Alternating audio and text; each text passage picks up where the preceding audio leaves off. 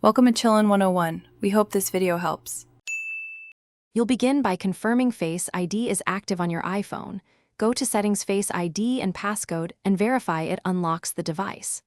Once done, update Messenger from the App Store so App Lock is available. Open Messenger, tap your profile picture in the top left, and head straight to Privacy. Make sure you do this now. The app won't offer Face ID until iOS Face ID is configured and Messenger is current. Now in Privacy, tap App Lock and toggle Require Face ID on. You'll see timing options such as immediately or after 1 minute. Pick what fits your workflow.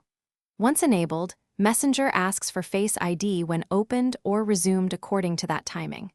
Make sure to close the app fully or lock your phone to test. When you reopen Messenger, Face ID should appear and authenticate you. If it doesn't prompt, revisit Settings and confirm permissions for Face ID are granted to Messenger.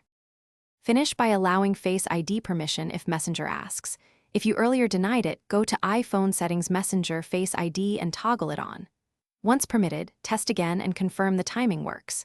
If problems persist, sign out, reinstall Messenger, and re-enable App Lock.